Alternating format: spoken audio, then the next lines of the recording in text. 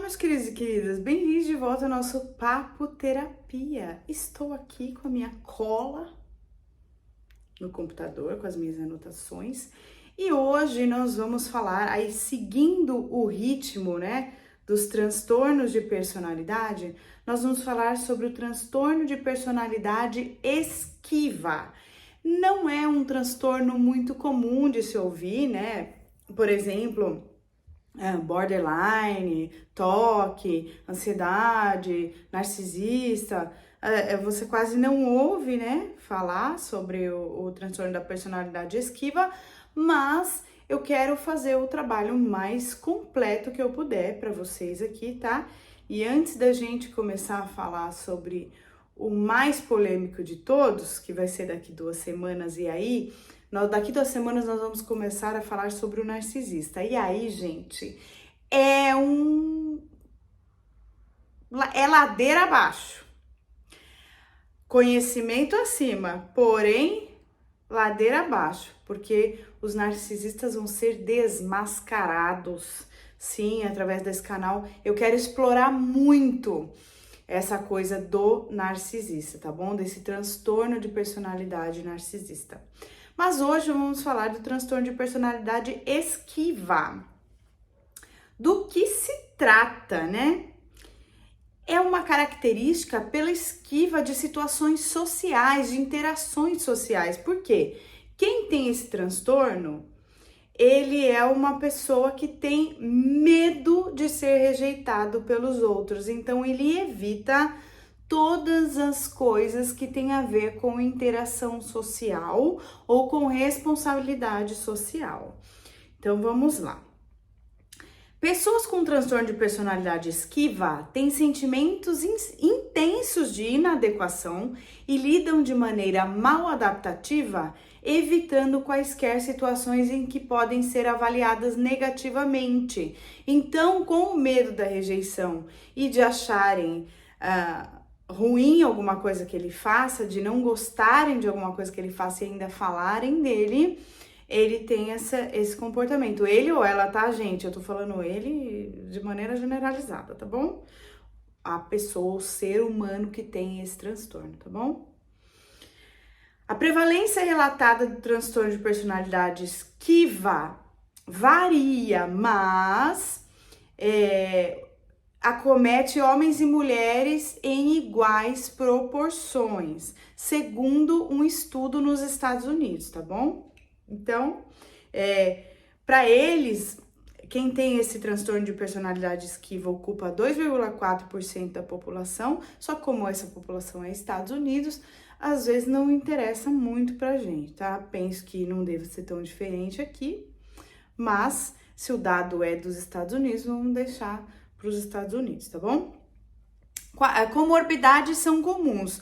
Uma outra coisa que é comum também é de se encontrar nessa pessoa que tem o transtorno de personalidade esquiva combinado com outros transtornos. Por exemplo, transtorno depressivo maior, transtorno obsessivo compulsivo, que é o TOC, transtorno de ansiedade, transtorno do pânico, fobia social, transtorno dependente, que vai ser o tema do próximo vídeo, transtorno dependente. E borderline, que a gente já citou aqui, tá bom? Então, pacientes com fobia social e transtorno de personalidade esquiva têm sintomas mais graves e incapacidade do que aqueles com apenas um dos transtornos mais comuns. Olha, gente, eu tô filmando na luz do dia e tá um tempo de chuva, então ficou escuro, mas a nuvem vai passar e daqui a pouco vai ficar claro. Se eu ligar a luz, veja bem. Posso ligar? Posso ligar. Vamos mudar essa luz aqui que tá ruim. Não melhora muito e além do que, acho que fica fazendo sombra no meu óculos, ou não? Não, vou deixar assim acesa. Tá bom? Quando melhorar a luz do dia ali, eu apago essa luz. Não sei se vocês se incomodam com isso, mas eu me incomodo. Porque eu quero que fique o mais nítido e o melhor, de melhor qualidade para vocês, claro. Muito bem. Qual que é a etiologia? Da onde que vem isso daí, Pesquisas sugerem que as experiências de rejeição e marginalização durante a infância e características inatas da ansiedade e esquivas sociais podem contribuir para o transtorno de personalidade esquiva. Esquiva em situações sociais foi detectada tão cedo quanto aos 2 anos de idade.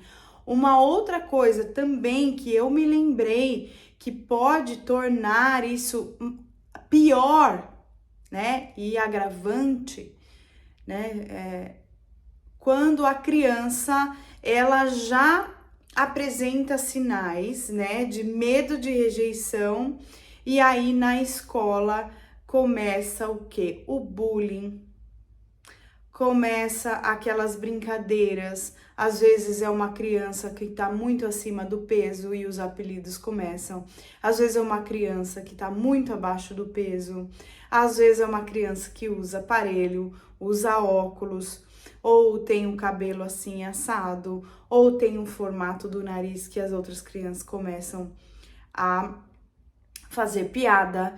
Então, esse tipo de coisa só agrava aqueles que têm já a tendência de ter transtorno de personalidade esquiva.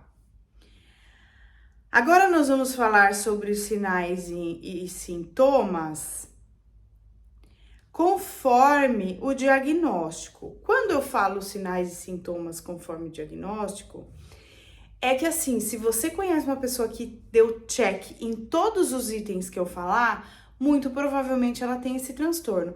Porém, eu gostaria de pedir que vocês tomassem muito cuidado e não saíssem diagnosticando as pessoas, né? Às vezes vem uma pessoa ou outra e fala assim pra mim, eu acho que eu sou borderline ou tenho TDAH, e aí eu checo algumas características com ela e ela mesma fala, olha aí, tá vendo, eu tenho TDAH. Eu falo, eu não falei isso, eu não diagnostiquei ninguém, muito cuidado com isso, tá? Então, não vamos sair aí dando nomes para as pessoas, porque pode causar problema. Pode ser, muitas vezes, as pessoas entrarem numa brincadeira e tudo mais, pode, mas não é uma coisa que se deva brincar, certo? Então, como que a gente diagnostica, tá? O diagnóstico é feito por um critério clínico mesmo, tá? E os pacientes devem ter o quê? Padrão persistente de esquiva de contato social, sentirem-se inadequados e serem hipersensíveis a críticas e rejeição. Esse padrão é caracterizado pela presença de mais dos 4 das coisas que eu vou falar agora, tá bom? Então tem que ter pelo menos 4. Esquiva de atividades relacionadas ao trabalho que envolvam contato interpessoal, porque temem que serão criticados ou rejeitados, ou que as pessoas vão desaprová-los. Então, gente, por exemplo, a pessoa foi indicada para um cargo mais alto, mais elevado, mas ele tem medo de críticas, ele tem medo, ele vai ter mais responsabilidade ainda que ele já tem, e ele pensa que talvez isso não seja para ele, talvez seja melhor ele não aceitar isso, tá? Falta de vontade para se envolver com as pessoas, a menos que tenha plena certeza que são amados por essas pessoas. Reserva em relacionamentos íntimos porque temem o ridículo ou a humilhação. Sabe? Pessoa bem que aparentemente é tímida, super tímida. Preocupação em serem criticados ou rejeitados em situações sociais, então a pessoa vai ficando mais tímida, mais retraída. Uma timidez que os outros falam, meu Deus do céu, não é possível que seja tanto. Inibição em novas situações sociais porque se sentem inadequados. Então, vamos lá em tal lugar, vai ser legal, não sei o que. Não. Autoavaliação como socialmente incompetente, desagradável ou inferior aos outros. Às vezes não, né? Na maioria das vezes isso tá nele ou nela. Essa pessoa se acha assim. Os outros nem estão achando isso, nem nunca falaram. relutância em assumir riscos pessoais ou participar de qualquer nova atividade porque podem ficar constrangidos. Além disso, os sintomas devem ter ocorrido no início da idade adulta. Lembra que eu falei para vocês que eles podem ter sido negligenciados quando criança, porém a infância, as coisas que aconteceram na escola podem tornar essa pessoa ainda mais com esse transtorno mais marcado, mais evidente. E quem vai dar o diagnóstico tem que tomar cuidado com o quê? Para não confundir com fobia social ou transtorno de personalidade esquizoide, tá? Outros transtornos de personalidade podem ser semelhantes de algumas maneiras ao transtorno de personalidade esquiva, mas podem ser distinguidos por aspectos característicos, por exemplo, por uma necessidade de ser cuidado, no transtorno de personalidade dependente versus esquiva da rejeição e críticas no transtorno de personalidade esquiva, tá? E quais são os tratamentos para quem tem esse transtorno? A terapia cognitivo-comportamental, focada nas habilidades sociais, a psicoterapia de suporte, a psicoterapia psicodinâmica, ansiolíticos e antidepressivos. O tratamento geral do transtorno de personalidade esquiva é semelhante àquele para todos os transtornos de personalidade. Pacientes com transtorno de personalidade esquiva muitas vezes evitam o tratamento mesmo, porque é justamente ele quer evitar constrangimentos. Terapias eficazes para pacientes tanto com fobia social como transtorno de personalidade esquiva incluem terapia cognitivo-comportamental, que focaliza a aquisição de habilidades sociais feitas em grupos. Outras terapias em grupo, se o grupo for composto por pessoas com as mesmas dificuldades. Pacientes com transtorno de personalidade esquiva se beneficiam de terapias individuais que são solitárias e sensíveis às hipersensibilidades do paciente em relação aos outros. Psicoterapia psicodinâmica, que focalize os conflitos subjacentes, também pode funcionar, tá bom?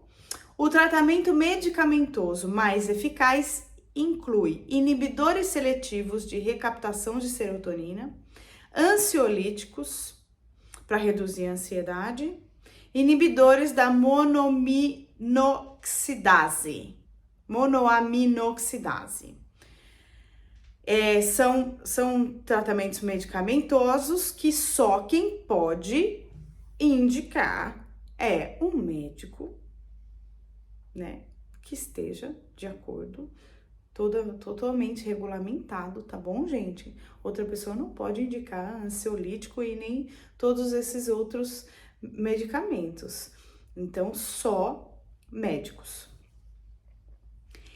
Então, minha gente, esse transtorno de personalidade esquiva é algo que torna a pessoa extremamente antissocial e desinteressada por atividades sociais, tá bom?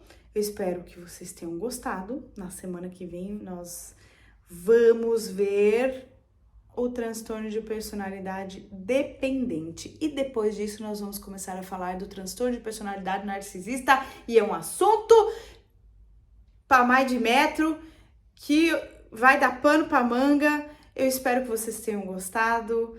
Clique aí no gostei, no curtir, compartilha com seus amigos. Vamos adquirir cada vez mais conhecimento e sermos libertos emocionalmente todos juntos. Um grande beijo, fiquem com Deus e até o próximo vídeo.